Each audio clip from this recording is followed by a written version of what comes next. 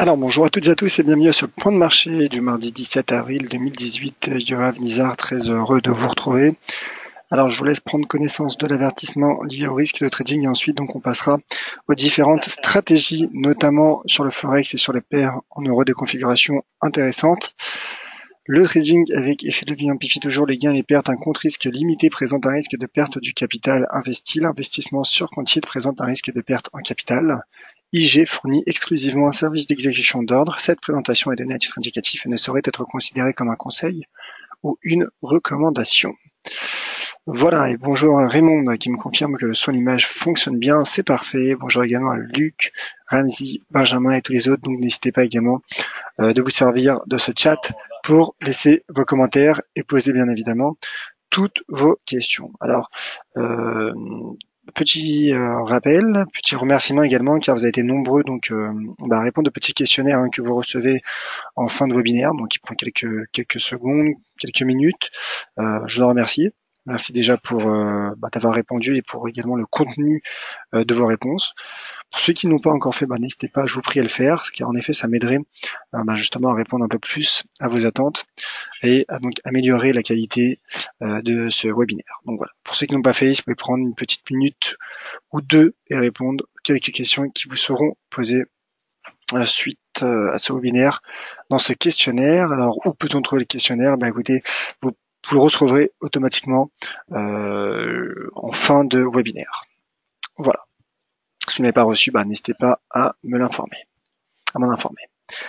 Alors voilà donc pour cette introduction. Débutons avec les graphiques. Alors sur le point fondamental, alors il y a un léger affaiblissement de la volatilité suite à une semaine qui était pour le coup un peu plus volatile avec notamment certaines tensions géopolitiques.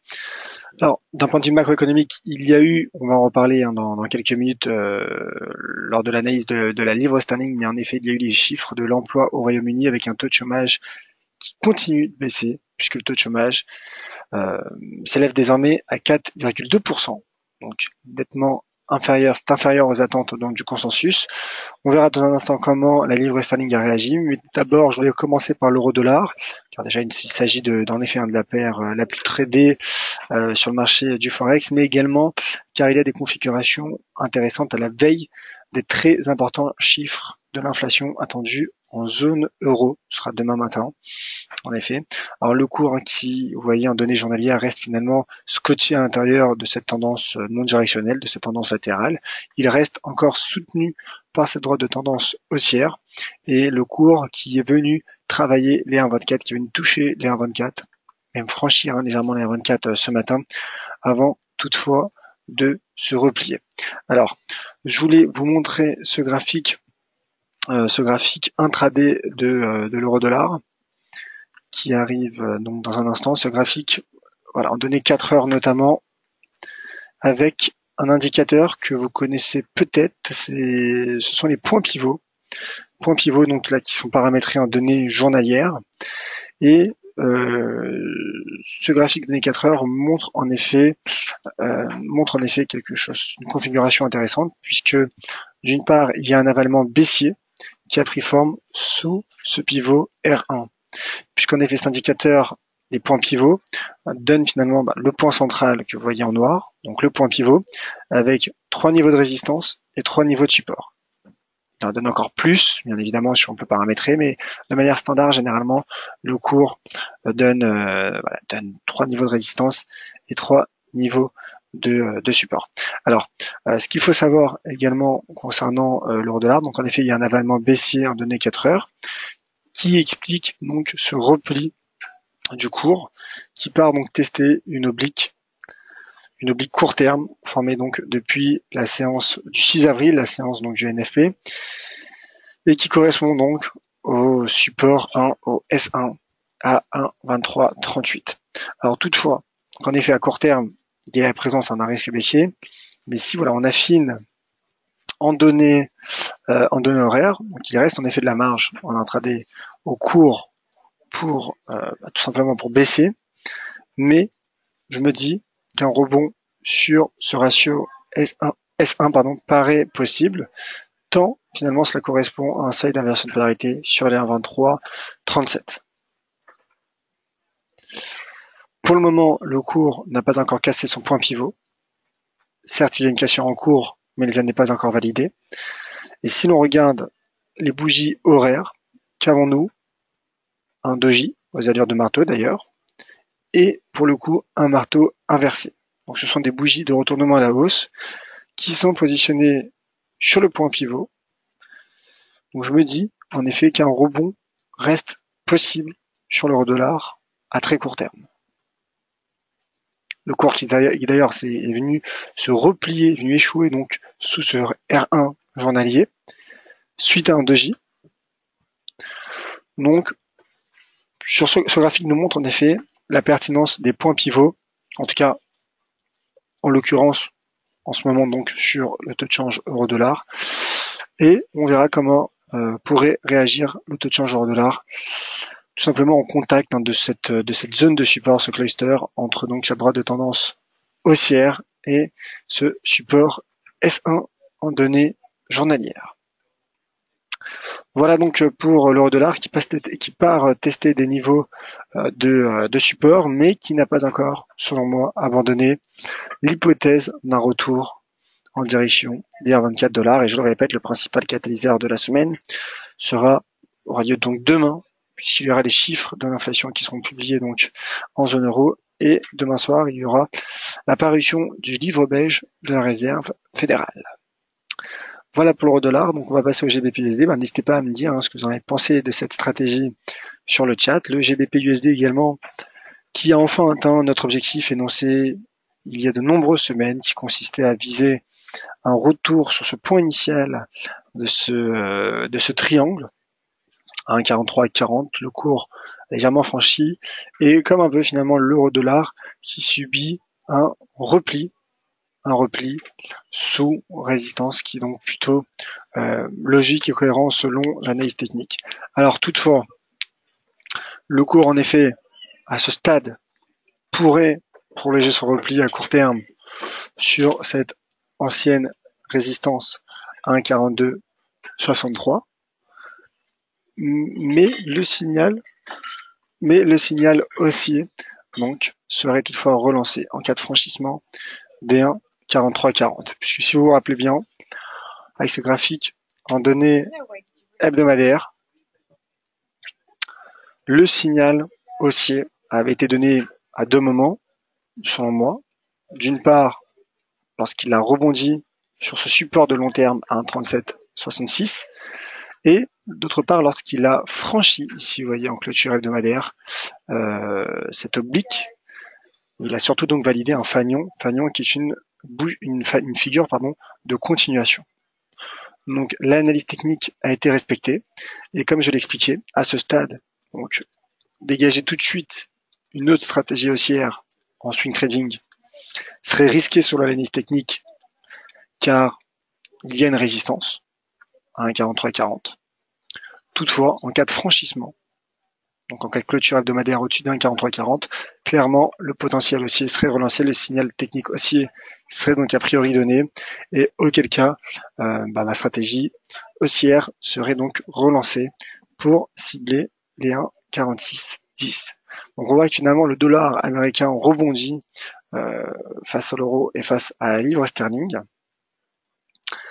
malgré donc de bonnes statistiques parues au Royaume-Uni dans la matinée. En données 4 heures, on retrouve un avalement baissier. On retrouve donc l'avalement baissier que l'on a découvert sur le taux de change euro-dollar, ce qui montre en effet que le dollar pourrait à court terme rebondir. Voilà pour le GBP USD. Pour l'USD Yen désormais.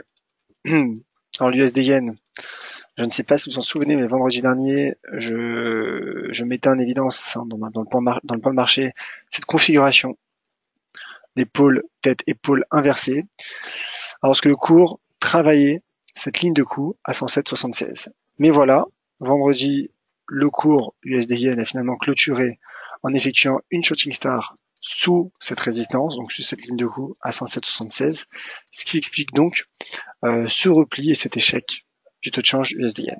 Donc à court terme, en effet, bien qu'il y ait un rebond, quand je dis à court terme, ça ne veut pas dire intraday, mais en tout cas, lors des prochaines séances, un retour sur ce support formé donc à très court terme sur ces dernières bougies à 106,67, 106,70 me paraît probable. Toutefois, comme je l'ai expliqué, le dollar est en train de rebondir, rebond technique du dollar. Et donc là, en effet, on retrouve un avalement haussier du taux de change USD-Yen pour de l'intraday. Tout dépend bien sûr de votre horizon de temps. En intraday, le dollar pourrait en effet rebondir face aux paires majeures. Mais toutefois, lorsqu'on regarde ce graphique en données journalières, il y a donc en effet deux principales résistances qui pourraient selon moi couvrir et donc affaiblir le taux de change USD-Yen. Alors bien sûr, en cas de franchissement des 107,76, cela validerait cette figure de retournement et le cours pourrait atteindre sur du moyen long terme, les 110,50, mais pour le moment, ce n'est pas encore d'actualité. Voilà pour l'USD-Yen. Je vais parler de l'euro GBP. J'avais promis de parler aussi de quelques paires donc en livre sterling. Donc voici l'euro GBP qui a cassé la semaine passée cet immense support, cette immense zone de support entre les 0,8712 et 0,8689, qui est également un support hebdomadaire, hein, comme vous le voyez. Le support à 0,8743 qui a été donc cassé, ce qui explique donc d'un point de vue technique le repli de l'euro GBP. Et si l'on regarde bien, l'indicateur RSI croise à la baisse la borne 30, et donc il y a en effet selon moi la présence d'un risque baissier.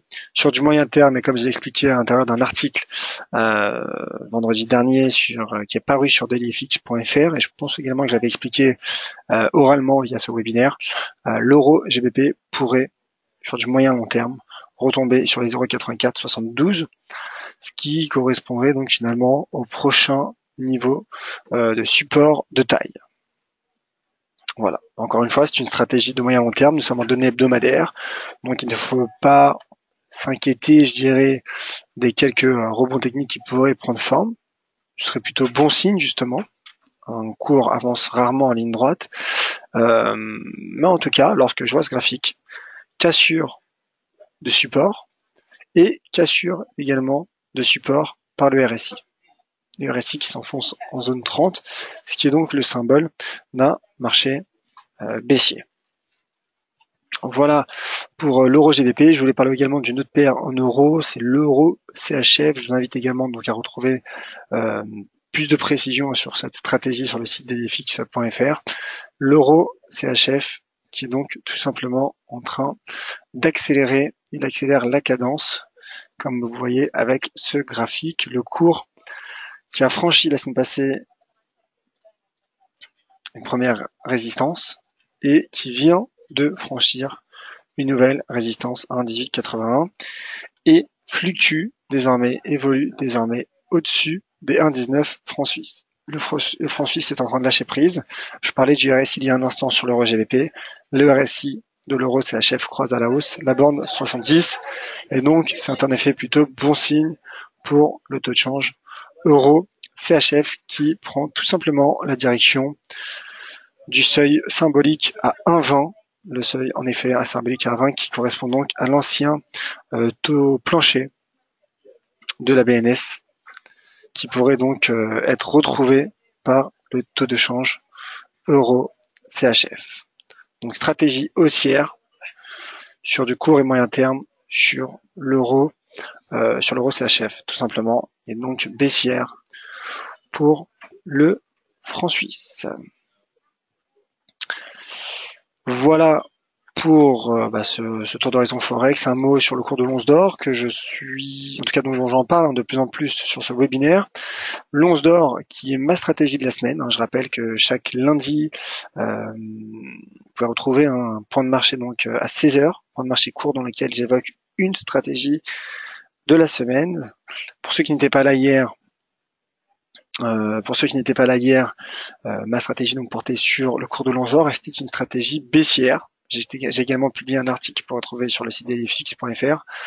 C'est une stratégie qui est basée sur l'analyse technique, puisque vous voyez échec en données hebdomadaires sous résistance à 1350.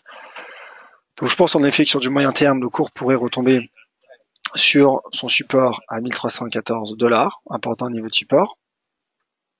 Alors oui, il y avait également la moyenne mobile à 20 jours que j'ai enlevé et que je remets tout de suite. Voilà, la moyenne mobile également, donc qui a soutenu le cours de l'once d'or à court terme et qui se situait très proche d'ailleurs des 1314 $. Donc du point de vue de l'analyse technique, mais également du point de vue de l'analyse fondamentale, puisque l'once d'or a profité la semaine passée d'un regain d'aversion au risque. Considéré, je rappelle que l'once d'or est considéré comme un actif à l'aspect refuge. Et là, en effet, on constate finalement un peu plus d'aversion pour le risque, ce qui pourrait donc affaiblir le cours du métal jaune. Voilà, donc je maintiens pour l'heure ma stratégie de moyen terme visant un retour sur les 1314 $. Les indices, ensuite je passerai aux questions. N'hésitez pas si vous en avez, c'est le moment. Le DAX, pullback est en train de prendre forme. Pullback sur les 2422 points. Le cours qui est sorti la semaine passée par le haut d'un canal baissier, qui a franchi également vendredi cette résistance à 2422 points. Résistance qui correspond donc au seuil de retracement à 38,2% selon les ratios donnés par Fibonacci, par les seuils de Fibonacci. Et c'est un retracement de cette tendance, cette belle droite, finalement cette belle baisse connue fin janvier, début février par les marchés boursiers. Le marché qui a donc franchi cette résistance et qui, après s'être replié hier, a rebondi donc sur cette ancienne résistance récemment franchie. Donc finalement, lorsqu'on regarde avec un peu plus de recul, le cours prolonge sa tendance haussière initiée fin mars, malgré donc cette bougie baissière. Ce que je disais il y a quelques instants, j'ai oublié sur l'actif, je crois que c'était sur l'euro GBP, en effet, c'est possible que lors d'un mouvement haussier, c'est logique qu'il y ait également des bougies correctives, et donc le cours qui tente un pullback, qui tente de confirmer son pullback. Donc je maintiens ma cible swing trading à 2647 points, qui correspond donc au seuil de retracement à 50%. Voilà pour le DAX. Le CAC, désormais le CAC 40.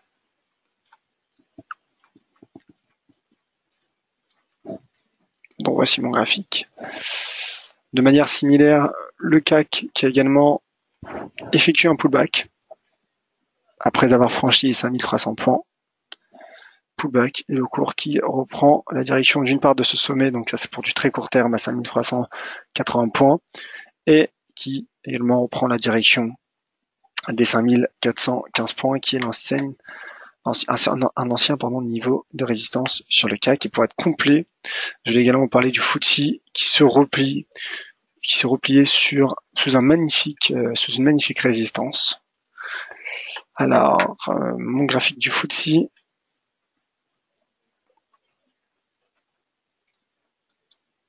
que voici, le cours donc qui s'est replié sous les 7315 points et qui, malgré finalement un rebond technique, conserve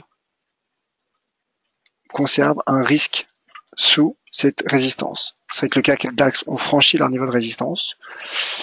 Le FTSE pas encore, mais qui tente également de rebondir comme le CAC et DAX sur les 7200 points. Voilà donc pour ce tour d'horizon de la séance du 17 avril. Alors je vais passer aux questions.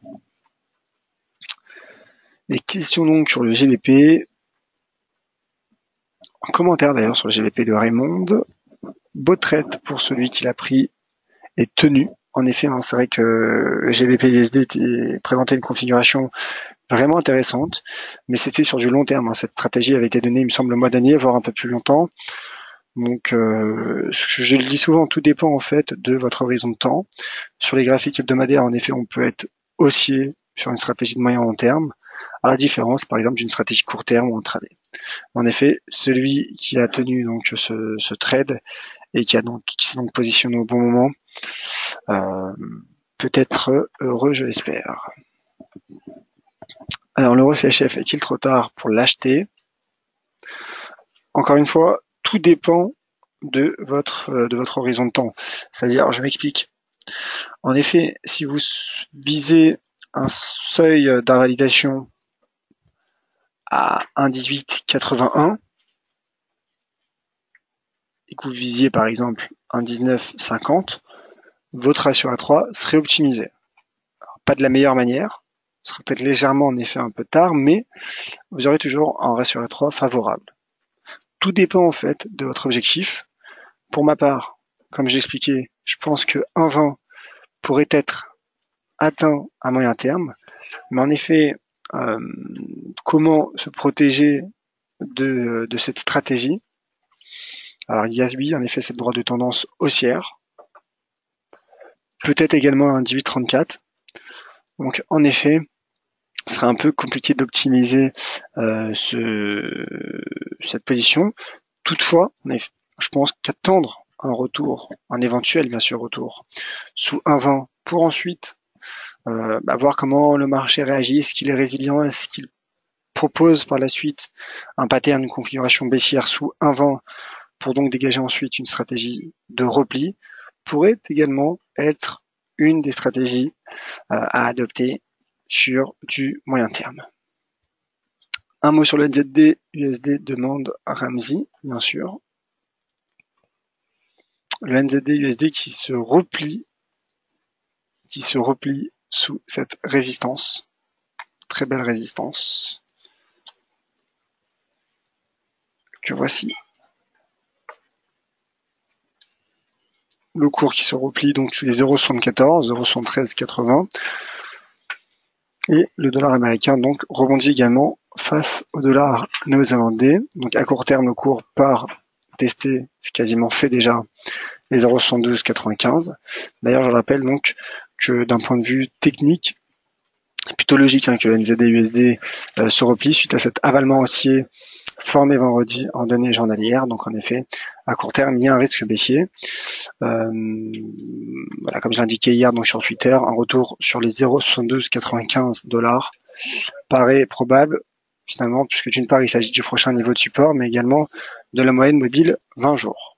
En cas de cassure des 0,7295, le cours pourrait s'enfoncer en direction des 0,7250 $.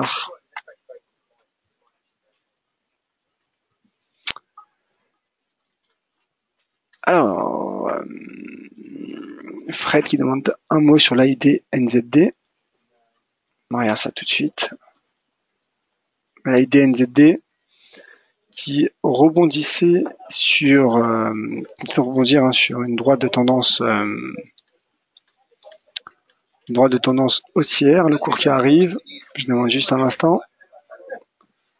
Alors l'AUD NZD, où est-il? Je cherche mon graphique, le voici. Plusieurs graphiques ouverts, donc ce qui explique que parfois je mette un peu de temps avant de les retrouver.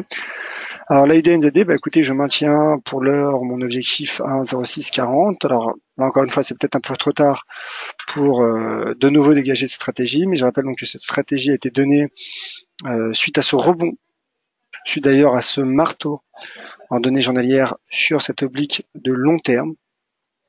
Vous voyez, oblique de long terme formée également en données hebdomadaires.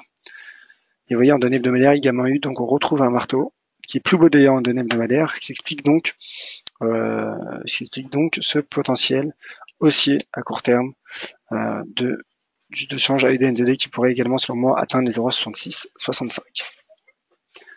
Alors Didier, un point de vue sur l'USD rouble après les secousses des dernières semaines. Alors, c'est vrai que je n'ai pas l'habitude malheureusement de suivre la rouble, mais on regarde le graphique tout de même pour voir s'il y a une configuration éventuellement intéressante. C'est vrai que c'est en effet intéressant de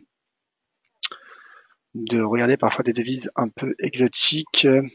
Donc logiquement, le taux de change a progressé la semaine passée et qui se replie suite à une magnifique shooting star formée mercredi dernier. Magnifique shooting star, donc qui explique le repli de l'USD ruble, le dollar rouble. En données hebdomadaires, le cours qui travaille un seuil d'inversion de polarité, qui pourrait, en effet, à court terme, soutenir l'évolution du cours. Oui, c'est d'inversion de polarité situé à proximité des 61,25. Donc, techniquement, un pullback en données hebdomadaires pourrait prendre forme, en tout cas, serait pour le coup logique. Maintenant, c'est vrai qu'il y a tellement de volatilité sur cette devise qu'il m'est difficile de me prononcer. Ce que je peux vous dire, c'est qu'en données 4 heures, on retrouve un avalement haussier. Donc le dollar pourrait également, finalement, rebondir face à la rouble et un retour sous les 63,15, 63 roubles 15 pourrait techniquement avoir lieu. Voilà. Je reste neutre tant finalement, déjà parce que je ne suis pas particulièrement cette paire, donc il m'est difficile de me prononcer lorsque je ne suis pas une paire, mais d'un point de vue technique et de ce que je peux voir, c'est qu'en effet il y a une belle résistance à 63,15, belle résistance formée à court terme, suite à un avalement haussier qui a pris forme sur un seuil d'inversion de polarité situé à proximité des 61. Donc je pense qu'en effet, qu'il pourrait y avoir un rebond à court terme. Et avec plaisir, mon cher Didier. Voilà, donc je pense avoir fait le tour des questions. Merci à toutes et à tous. Prochain rendez-vous en ma compagnie, ce sera jeudi à 14h30. Je vous attends nombreux, s'il vous plaît. Et n'hésitez pas donc à répondre au questionnaire pour ceux qui ne l'ont pas encore fait, que vous recevrez dans quelques instants. Voilà. Pour toutes les autres questions, réactions, n'hésitez pas à me faire savoir, je vous prie, sur Twitter, @yoavnizar. Merci à toutes et à tous.